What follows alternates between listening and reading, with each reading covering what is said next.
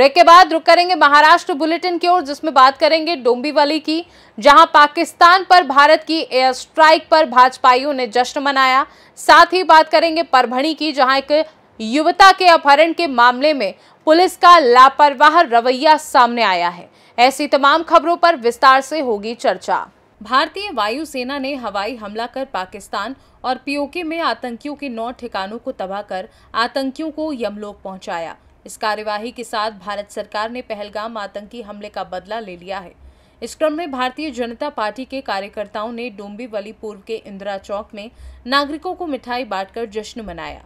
इस दौरान भाजपा कल्याण लोकसभा चुनाव प्रमुख शशिकांत कांबले, डोंबिवली पूर्व मंडल अध्यक्ष मितेश पेड़कर, पूर्व नगर सेवक मुकुंद पंडेरकर सहित कई पदाधिकारी और कार्यकर्ता उपस्थित रहे। मी आपल्या भारताचे पंतप्रधान माननीय श्री नरेंद्रभाई मोदी यांचे मी मनापासून आभार मानते की त्यांनी ज्या घरात कुंकू पुसलं गेलं त्या घरातल्यांचं दुःख आणि वेदना बघून त्यांनी हे सिंदूर ऑपरेशन जे आज केलं आहे पाकिस्तानमध्ये जाऊन त्या सगळ्यांना हे न्याय दिलेला आहे आपल्या ज्या पंतप्रधानांनी जे आहे। आणि सर्वात महत्त्वाची गोष्ट म्हणजे या ऑपरेशनमध्ये 2 महिला कमांडर होत्या आणि त्यांनी हे ऑपरेशन लीड केलं। म्हणजे ह्या भारतामध्ये महिलांना सर्व केवढा मोठं स्थान ह्या मोठ्या ऑपरेशनमध्ये दिलंय, त्यामुळे मी त्यांचा मनापासून धन्यवाद मानते।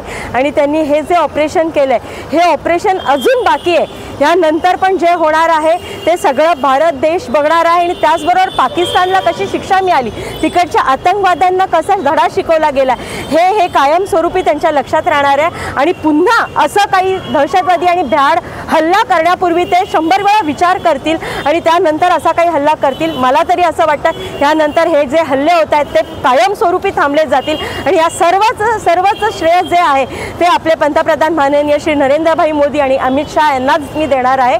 आणि मी सगळ्यांचे आभारी आहे की इथे पण सर्व महिला मोठ्या संख्येने उभ्या आहेत आणि सर्वांनी मिळून या दहशतवादी हल्ल्यावर जो हल्ला झाला आणि सगळा ह्या फक्त त्या 30 घरांचा विषय नव्हता, तर ह्या सगळ्यांच्या घरातल्या आणि जिव्हाळ्याचा विषय होता। प्रत्येकाच्या डोळ्यात अश्रू होते त्या दिवशी आणि त्या अश्रूंना आज मी न्याय मिळाला असं समजते। आणि मी माझे 2 शब्द नमस्कार। आज संपूर्ण भारत अतिशय आनंदमयी आहे। जो बदला पहलगामचा आज घेण्यात आलेला आहे सर्वांमध्ये एक संतुष्टी आहे। संपूर्ण भारताला एक आशा होती की मोदीजी नक्कीच काहीतरी करतील, भारत सरकार नक्कीच काहीतरी करेल। आणि आपण बघत आहात की उरीचा हल्ला आपण बघितला असेल तर ते 12 दिवसात आपण त्याचं उत्तर दिलं, मोदीजींनी दिलं। त्यानंतर आत्ताचा जो हमला आहे त्याचं उत्तर देखील आपण 15 दिवसात दिलेलं आहे। ये नया भारत है, ये चुप नहीं बैठेगा। जय हिंद की सेना या नाऱ्याने हा संपूर्ण डोंबिवली आपली या नाऱ्याने गुजर आहे। आणि आज तुम्ही बघाल तर या इंदिरा चौकामध्ये मोठ्या संख्येने महिला असतील, पुरुष असतील, नागरिक असतील हे इकडे उपस्थित आहे हा आनंद जल्लोष साजरा करण्यासाठी। आपण इकडे बघत असाल की एक नवीन उपक्रम इकडे राबवण्यात आहे। महिलांच्या वतीने महिलांना कुंकू लावून आज हा जो आनंदाचा क्षण आहे हा साजरा करण्यात येत आहे। मोठ्या संख्येने इकडे महिला उपस्थित आहेत, फटाके फोडत, पेढे वाटत अतिशय आनंदाचं वातावरण या अख्ख्या डोंबिवलीमध्ये, अख्ख्या भारतामध्ये आपल्याला दिसून येत आहे। आम्ही सर्व मोदीजींचे खूप आभारी आहोत, या भारत सरकारचे खूप आभारी आहोत। आणि आम्हाला अभिमान वाटतो की अशा पक्षामध्ये आम्ही आहोत की जो अन्याय सहन करत नाही आणि जनतेला त्याचा न्याय देण्यासाठी सक्षम आहे। भारत माता की। 22 तारखेला पहलगावमध्ये आपल्या भारतीय आणि हिंदुस्थानी भगिनींचं कुंकू पुसण्याचं काम ज्या आतंकवाद्यांनी अतिरेक्यांनी केलं पाकिस्तानच्या, त्या अतिरेक्यांनी एक मेसेज दिला होता, जाके मोदीजी को बताओ म्हणून। आज मोदीजींनी दाखवलं त्यांना मोदीजी बाप आहेत पाकिस्तानचे म्हणून। आणि त्या पाकिस्ताननी ज्या ह्याच्या कागडी केलेल्या आहेत ना, त्या पाकिस्तानला आजपर्यंत नरेंद्र मोदीजींचे नेतृत्व अनेक वेळेला आणि भारतीय लष्कराने अनेक वेळेला पराभूत करून माती चारण्याचं त्यांना काम केले। तरी पाकिस्तान जर थांबत नसेल तर अनेक वेळेला आता आपण पाणी बंद असेल किंवा सगळ्या बाकीच्या ज्या गोष्टी त्यांचं पाकिस्तानची जी कोंडी करतोय आपण, त्याबरोबरच जगाला एक संदेश आम्ही देतोय की आम्ही आतंकवादाच्या विरोधात लढतोय आणि पूर्ण जगाने भारताला आणि नरेंद्र मोदीजींना समर्थन दिले की आम्ही तुमच्या बरोबर आहोत म्हणून। हे पाकिस्तान किती कागाळ्या करत असेल तरी पाकिस्तानला भारत, हिंदुस्थान आणि नरेंद्र मोदीजींचं सरकार सोडणार नाही।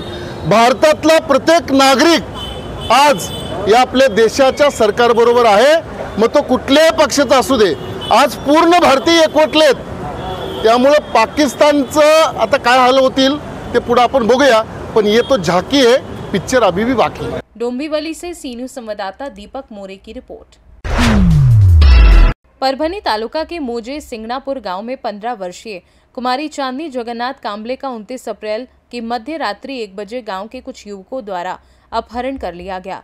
इस मामले को 10 दिन बीत चुके हैं, लेकिन पुलिस अभी तक आरोपियों का कोई सुराग नहीं लगा पाई है। इस घटना को लेकर डेठना पुलिस थाने में भारतीय न्याय संहिता 2023 की धारा 137(2) के अंतर्गत मामला दर्ज किया गया है। पीड़िता के परिवार ने पुलिस को आरोपियों की लोकेशन और अन्य जानकारी भी सौंपी थी, फिर भी अब तक कोई गिरफ्तारी नहीं हुई है। इतना ही नहीं, अपहरण में इस्तेमाल किए गए वाहन और उसके चालक को पुलिस द्वारा छोड़ दिए जाने का आरोप भी चांदनी की मां कविता कांबले ने लगाया है। पुलिस की इस लापरवाही के विरोध में और बेटी को न्याय दिलाने की मांग को लेकर कविता कांबले व उनका परिवार 8 मई से जिलाधिकारी कार्यालय के सामने आमरण अनशन पर बैठा है। उन्होंने संबंधित जांच अधिकारी और एपीआई को निलंबित करने की मांग की है। इस प्रकरण ने प्रशासन की कार्यप्रणाली पर सवाल खड़े कर दिए हैं और समाज की ओर से यह भी मांग की जा रही है कि पुलिस तुरंत कार्यवाही कर पीड़िता को न्याय दिलाए। 30 एप्रिलच्या मध्यरात्री चांदनी जगन्नाथ कांबळे या अल्पवयीन मुलीस गावातीलच दादाराव चांदू थोरात या युवकाने चांदनीला पळून नेलेला आहे आणि दुसऱ्या दिवशी आम्ही दैठणा पोलीस स्टेशन येथे गुन्हा दाखलसुद्धा केला। त्यामध्ये आज 31 तारखेला आम्ही गुन्हा दाखल केलेला आहे त्या ठिकाणी, पण अद्यापपर्यंत आरोपी अटक झालेला नाही आहे। आम्ही आरोपींचे सर्व लोकेशन, आरोपींचे फोन नंबर, ज्या गाडीने त्या आरोपीने अल्पवयीन मुलीला पळून नेले तर त्या गाडीचं लोकेशन आणि त्या पूर्ण गाडीचा जो ड्रायव्हर आहे तो गाडी ताब्यात घेण्याचं काम आम्ही केलं। त्यामध्ये पोलिसाचा कोणताही योगदान नाही। आम्ही स्वतः जाऊन त्या ड्रायव्हरला आणि लोकेशन देऊन आम्ही पोलिसाच्या माध्यमातून त्याला अटक केली, पण पोलिसांनी त्यांना देखील सोडून दिलेलं आहे। म्हणजे आम्ही सर्व लोकेशन देऊन, आम्ही मोबाईल नंबर देऊन, जर पोलीस काहीच करत नसेल म्हणून या निष्क्रिय पोलीस अधिकारी दैठण्याचे एपीआय व त्यांचे तपास अधिकारी यांना तात्काळ निलंबित करण्यात यावे व अल्पवयीन मुलगी जिला पळून नराधमावर पोस्कोअंतर्गत कारवाई करावी। या ठिकाणी आज त्याची आई या उपोषणाला बसलेल्या आहेत आणि सर्व संघटनेच्या वतीने पाठिंबा दिलेला आहे। परभणी से सी न्यूज़ संवाददाता रामकिशन ठोंबरे की रिपोर्ट। महाराष्ट्र बुलेटिन में बस इतना ही। आप बने रहिए सी न्यूज़ भारत के साथ। हर खबर आपके साथ, आपके हाथ।